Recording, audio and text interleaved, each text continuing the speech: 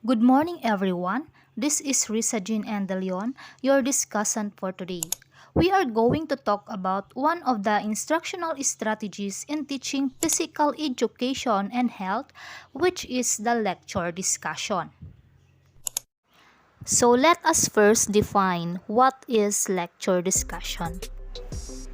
According to Ejan and Kauchak 2007, Roshine 1987, lecture discussion method is the teaching method that is designed to help students understanding the organized body of knowledge, the topics that relate the facts, concept, principles, and procedures, and make the relationship between them explicit and clear. Lecture discussion method is regarded as the most comprehensively used pedagogical method within educational institution at all levels.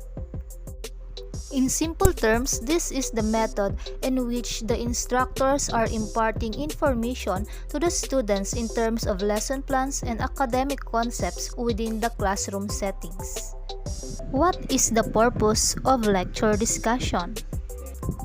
So, the purpose of lecture discussion methods are a variety of forums for open-ended collaborative exchange of ideas among a teacher and students or among students. And it is for the purpose of furthering students' thinking, learning, problem solving, understanding, or literary appreciation.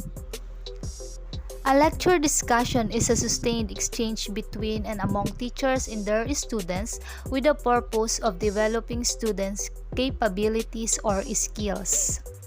And it is also expanding students' understanding, both shared and individual, of a specific concept or instructional goal. So here are the benefits of lecture discussion. It increases students' interest and engagement. Lecture mixed with discussions can help maintain students' focus. Another benefits of lecture discussion is it provides instructor with feedback as students answer questions. Instructors can gauge whether the students understand the materials. It also promotes preparation.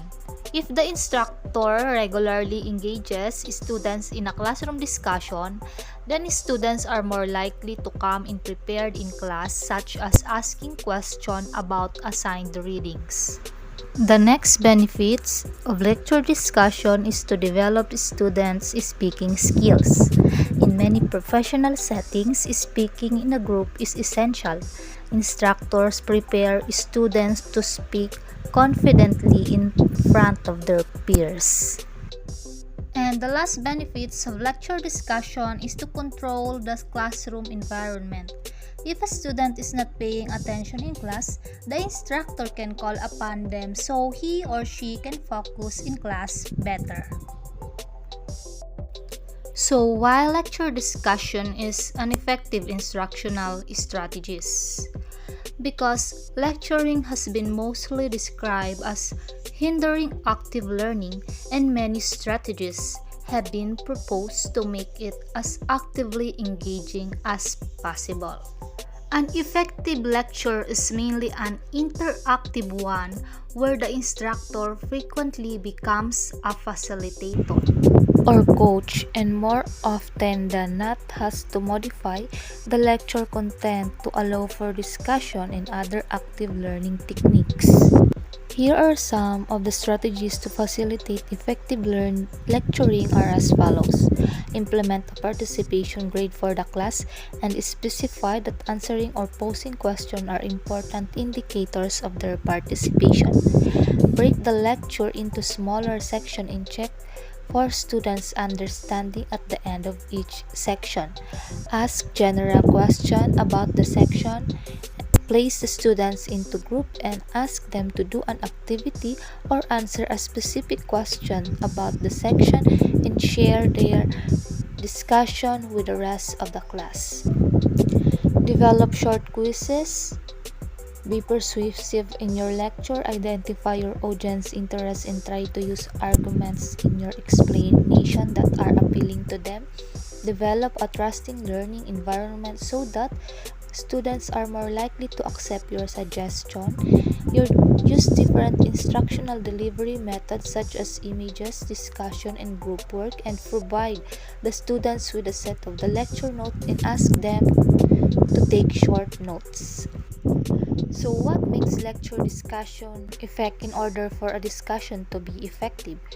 Students need to understand the value of actively listening to their peers, tolerating opposing viewpoints, and being open minded. And they also need to recognize the importance of staying focused and expressing themselves clearly. Here are some strategies that will help you prepare for and lead an effective discussion. Preparing for a discussion. Remember that in the modern classroom, there are many ways to be present and to participate. Help students prepare for the discussion. Establish ground rules for participation in a discussion. Clearly communicate how much time you have for question or discussion and what you are looking to from this time. Ask students to state their name before they begin speaking. Keep background noise to a minimum.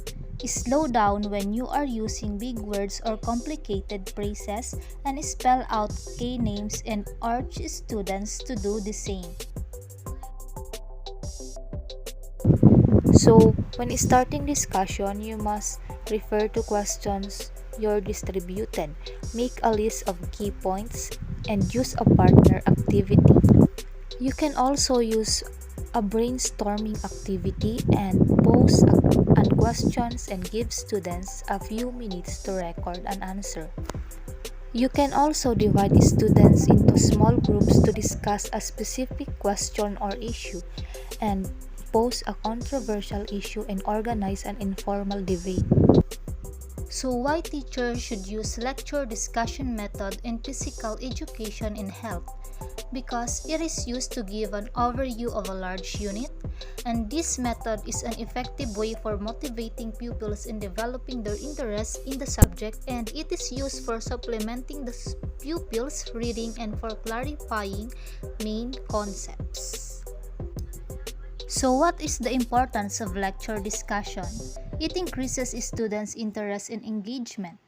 And discussion is important to learning in all disciplines because it helps students process information rather than simply receive it. Leading a discussion requires skills different from lecturing. The goal of discussion is to get students to practice thinking about the course material. That would be all for this topic. Thank you and happy learning.